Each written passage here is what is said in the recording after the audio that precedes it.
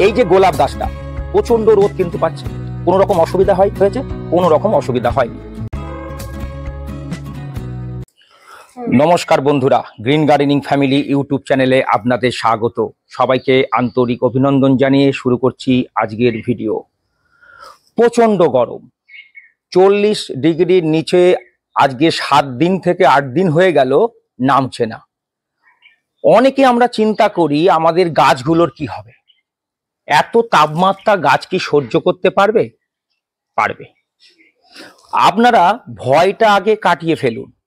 আমরা যে টেকনিকগুলো পরপর বলে যাব একটু শুনবেন। আশা করি আপনাদের গাছ গরম যতই পড়ুক একটাও মরবে না। এই দেখুন, এটা জবা গাছ, দেখুন ভালো করে গাছটা লক্ষ্য করুন। দেখুন কত চারিদিকে শাখা পোশাকা।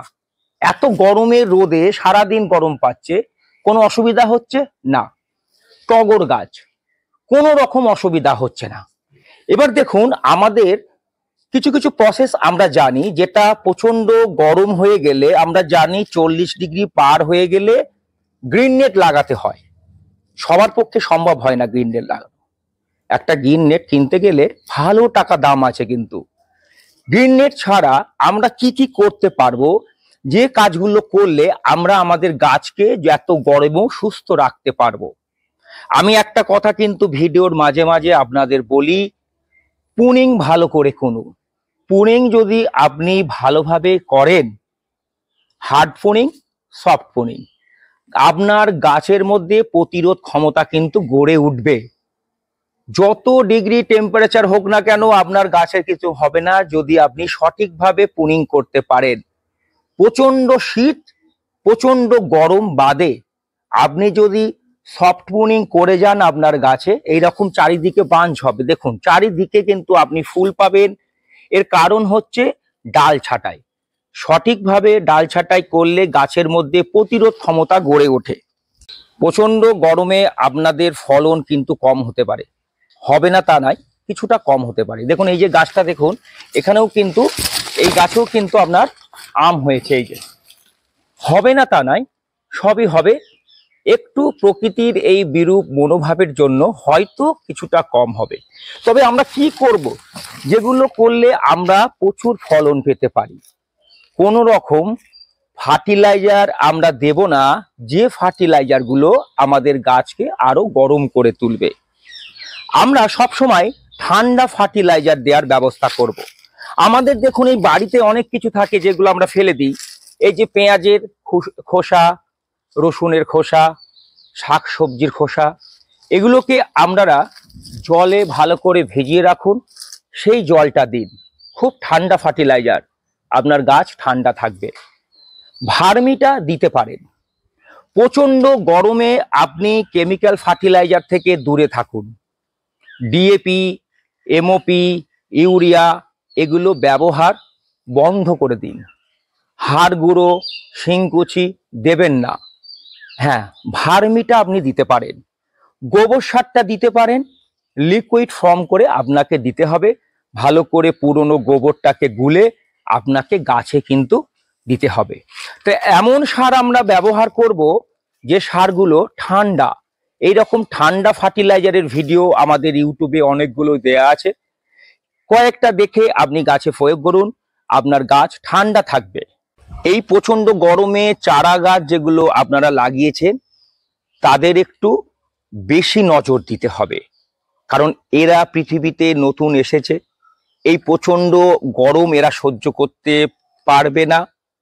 পারবে আস্তে আস্তে, যখন এরা বড় হবে অবশ্যই পারবে। তাই ছোট ছোট চারা গাছগুলো একদম আমাদের যেমন শিশুকে আমরা লালন পালন করি, এদের একদম সেইভাবে আমাদের লালন পালন করতে হবে। কিন্তু বন্ধু, ভালো মতো জল আমাদের দিতে হবে। সকালবেলা খুব ভালোভাবে জল দিয়ে দিন এবং গাছটাকে আপনি স্নান করিয়ে দিন। গাছ ঠান্ডা থাকবে, কোনো রকম অসুবিধা হবে না, গরম যতই পড়ুক না কেন। যারা টবে গাছ লাগান তাদের ক্ষেত্রে বলি, টবের গাছ কিন্তু গরমে সব থেকে বেশি ক্ষতি হয়। মাটিতে যে সমস্ত গাছগুলো আমরা লাগাই, এই গাছগুলোর থেকে টবের মাটির গাছ কিন্তু সব থেকে ক্ষতি হয় এই প্রচন্ড গরমে।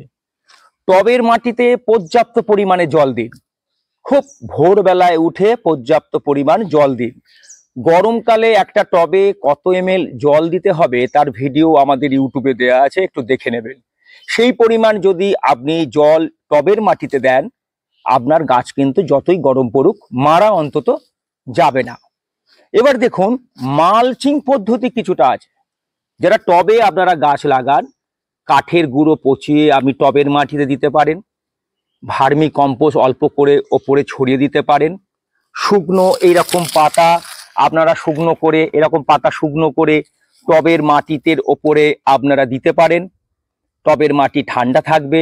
ধানের তুষ, কোকোপিট দিয়ে টবের ওপরের মাটিটা আপনারা ঢেকে রাখতে পারেন, ফলে মাটিটা কিন্তু ঠান্ডা থাকবে। আর একটা মনে রাখবেন, টবের গাছকে কিন্তু আপনাকে স্নান করাতেই হবে, কারণ টব একটা নির্দিষ্ট মাটি থাকে, নির্দিষ্ট পরিমাণ মাটি থাকে, মূল বিস্তার করতে পারে না। মাটির যে গাছগুলো আমরা লাগাই এরা কিন্তু নিজেদের সুবিধা মতো মূলটাকে বিস্তার করতে পারে, টবের ক্ষেত্রে সেটা হয় না। আপনারা টবের যে গাছগুলো আছে সেগুলোকে কিন্তু বিশেষ যত্ন নেবেন এই প্রচন্ড গরমে। পৃথিবীর অনেক গাছই কিন্তু প্রচন্ড গরম সহ্য করতে পারে, যেমন লেবু গাছ দিয়ে আপনাদের আমি উদাহরণ দিচ্ছি। দেখুন, এই প্রচন্ড গরমেও কিন্তু লেবুর কিন্তু কোনো ঘাটতি হচ্ছে না। দেখুন ওই দিকে ভেতরে, এই যে ভেতরে প্রচুর লেবু কিন্তু হচ্ছে। এর কারণ হচ্ছে, কাঁটা জাতীয় যে গাছগুলো আপনার বাড়িতে আছে, তার মানে সেই গাছগুলো গরম কিন্তু সহ্য করতে পারবে। বোগেনভেলিয়া মানে কাগজ ফুল গাছ, যেটা আপনার লেবু গাছ থেকে শুরু করে কাঁটা আছে এমন গাছে কিন্তু আপনার প্রচুর গরম সহ্য করতে পারবে। এদের নিয়ে আপনার চিন্তা করার দরকার নেই। মরু গোলাপ, অ্যাডেনিয়াম, চিন্তা করবেন না, প্রচন্ড রোদ এরা গরম সহ্য করতে পারে। এদের আপনার রোদে রাখুন, কোনো রকম অসুবিধা নেই। ফুল গাছের মধ্যে টগর গাছ, জবা গাছ, আপনার গোলাপ গাছ, এই গাছগুলো কিন্তু ভালো গরম সহ্য করতে পারে। ক্যাকটাস জাতীয় গাছগুলো প্রচন্ড গরম সহ্য করতে পারে, রোদ সহ্য করতে পারে। এদের আপনার রোদে রাখুন, কোনো রকম সমস্যা হবে না। ইনডোর প্ল্যান্ট যেগুলো আছে, আপনার স্নেক প্ল্যান্ট আছে, আপনার যে সমস্ত ইনডোর প্ল্যান্টগুলো, আপনার স্পাইডার প্ল্যান্ট বলুন, যাই বলুন না কেন, এইগুলোকে আপনি একটু ছায়া রাখার চেষ্টা করুন।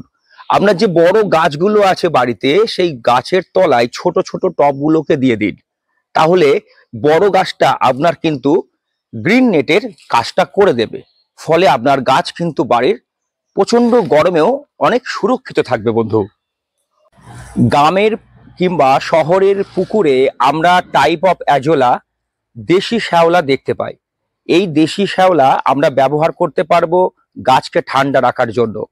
অ্যাজ এ ফার্টিলাইজার আপনি এটা ব্যবহার করতে পারেন, কিংবা গাছে যদি এই শ্যাওলাগুলো দিয়ে মালচিং করে দেন, তাহলে আপনার গাছ একটা প্রতিরোধ গড়ে তুলবে। টবের মাটি ঠান্ডা থাকবে, আপনার গাছের মাটি ঠান্ডা থাকবে, এবং সে কিন্তু পুষ্টি উপাদানটাও পেয়ে যাবে, সাথে সাথে সে প্রতিরোধ ক্ষমতা গড়ে তুলবে। প্রচন্ড গরমে কিন্তু আমাদের আরো কিছু সমস্যা দেখা দেয় গাছের, যেটা হচ্ছে কীটনাশক ভালো মতো প্রয়োগ করতে হবে, ছত্রাকনাশক ভালো মতো প্রয়োগ করতে হবে। আমি সবসময় আপনাদের একটা কথা বলবো, আপনারা কেমিক্যাল পেস্টিসাইড, কেমিক্যাল ফাঙ্গিসাইড থেকে একটু দূরে থাকুন। ঘরোয়া যে পদ্ধতিগুলো আমাদের আছে সেগুলো গরমে ব্যবহার করুন। কেমিক্যাল পেস্টিসাইড কিংবা কেমিক্যাল ফাঙ্গিসাইড ব্যবহার করলে কি হবে, আপনার গাছ এবং মাটি কিন্তু, গাছের মাটি গরম হয়ে যেতে পারে বন্ধু। প্রচন্ড গরমে একটা সমস্যা যেটা হয়, ম্যাগনেসিয়াম সালফেটের ঘাটতি হয়। আপনারা লক্ষ্য করবেন যে গাছের পাতা হলুদ হওয়া শুরু করে। পুরনো পাতা যদি হলুদ হয়, চিন্তা করার কারণ নেই। নতুন পাতা যদি আপনার হলুদ হয়ে যায়, ভাববেন ম্যাগনেসিয়াম সালফেটের ঘাটতি হয়েছে। 1 লিটার জলে 2 গ্রাম ম্যাগনেসিয়াম সালফেটটা যদি আমরা গাছে প্রয়োগ করি, কিংবা গাছে ভালো করে স্প্রে করে দিই সকালবেলায়, তাহলে এই সমস্যাটা আপনাদের থাকবে না।